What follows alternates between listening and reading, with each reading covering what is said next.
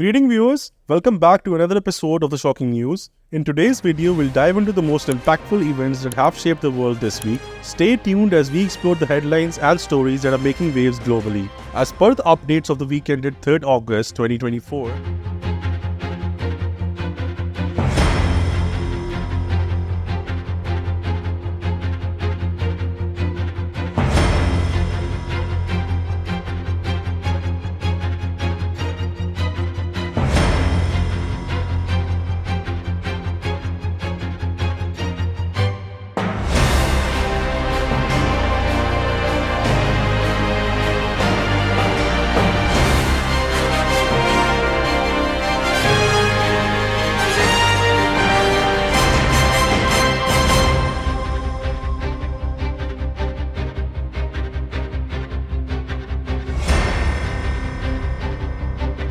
Number first, record rainfall in Pakistan.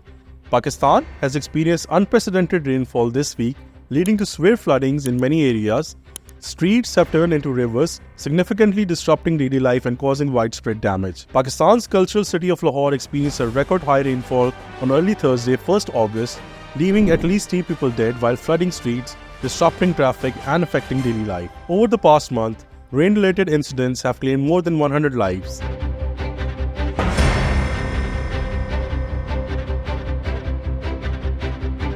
The monsoon rains also lashed Pakistan's capital Islamabad and other areas. The arrival of the monsoon season has sparked floods and landslides across South Asia in the past week. Tragically, at least 195 people have lost their lives and nearly 200 are missing in a single disaster in neighboring India.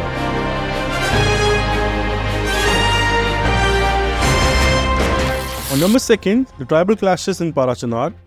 After week-long clashes between tribal tribes in Pakistan's district of Kuram, killing at least 46 people and injuring nearly 200, fighting has now halted following a meeting between authorities and tribal elders. A grand jirga, or a gathering of tribal elders along with civilians and security officials, met in Parachinar. They held an hours-long meeting on Wednesday, 30th of July. Primarily, the Shia community was targeted in these clashes. The violence was driven by extremist Sunni tribes and militant groups like Tehreek-e-Taliban Pakistan. Observers have described the situation as a form of genocide against the Shia community, with deliberate attacks intended to sow division and fear.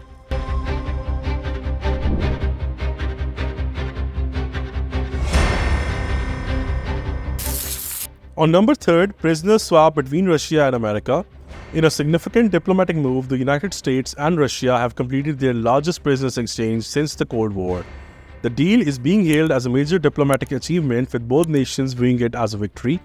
The swap included prominent figures like Wall Street Journal reporter Evan Gershkovich and corporate security executive Paul Wheeler. It's an extraordinary day, and I'm very thankful for our president and what he has done over his entire career, but in particular as it relates to these families and these individuals. The exchange, which took months of negotiations, also saw the release of Radio Free Europe journalist Alsu Kurmasheva. The deal, negotiated in secrecy for more than a year, involved 24 individuals, with 16 moving from Russia to the west and 8 prisoners along with 2 children heading in the opposite direction. The freed Americans landed on US soil late Thursday night, August 2nd, at Joint Base Andrews, where they were greeted by family members, US President Joe Biden and Vice President Kamala Harris. Moments ago, the families and I were able to speak to them on telephone from the Oval Office. They're out of Russia. Earlier today, they were flown to Turkey, and soon they'll be wheels up on their way home to see their families. It's an incredible relief for all the family members gathered. On number 4, US Vice President Kamala Harris secures Democratic presidential nomination. The Democratic National Committee Chair Jamie Harrison announced on Friday, August 2nd, that Vice President Kamala Harris has won enough votes from Democratic delegates to win the party's nomination for president. It is so good to be with you this evening, and I say that as a proud member of the Divine Nine. And when I look out at everyone here, I see family. And you know, we share a vision for the future of our nation. Ours is a vision of a future. Harris will become the first black woman and first Asian American to lead a major party ticket. The announcement came during a virtual event. The delegates began casting virtual ballots for the nomination on Thursday, a process that will continue until Monday evening. Barack Obama has also endorsed Kamala Harris to be the Democratic nominee for United States President, which means the Vice President has won the backing of all Democratic Party's leading figures. Ms. Harris is the first black woman and first South Asian woman to become the White House standard bearer for a major US political party. If she defeats Donald Trump in November, she would be America's first female president. On number 5th, Paris Olympics 2024.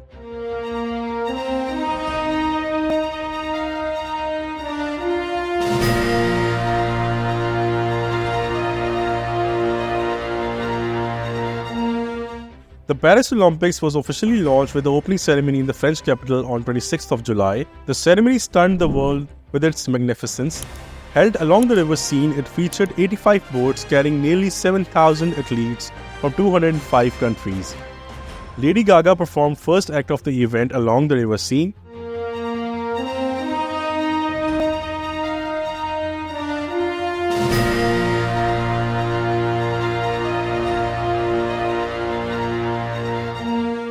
It is the first time in the history of the Games that the ceremony will not be held inside the Olympic Stadium of the host city. Although this is the official opening, the first events of the game took place on Wednesday, 24th of July with the men's football tournament. The Games will run until the evening of August 11th.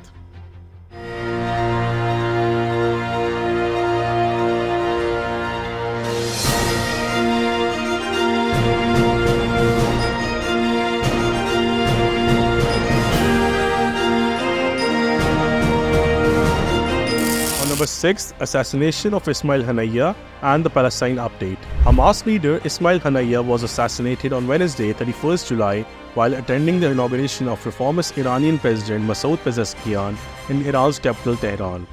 Hamas has blamed the assassination on Israel, saying in a statement that Haniyeh was killed in a treacherous Zionist raid on his residence in Tehran. There was no immediate comment from Israel. The attack occurred hours after Israel struck a building in the Hayya, a bustling neighborhood in Lebanon's capital Beirut, killing Fawad Shukr, a top commander from the Lebanese armed group Hezbollah. The funeral for the assassinated Hamas political chief Ismail Haniyeh took place in Qatari capital Doha. His body was returned from Tehran, where he was killed in what Hamas says was an Israeli attack. At least 39,480 people, including 16,314 children, have been killed and 91,128 wounded in Israel's war on Gaza. An estimated 1,139 people were killed in Israel during the Hamas-led attacks on October 7th, and more than 200 were taken captive. That's it for the shocking news. Thank you so much for watching. If you would like to watch more of such videos, kindly like and subscribe to our channel.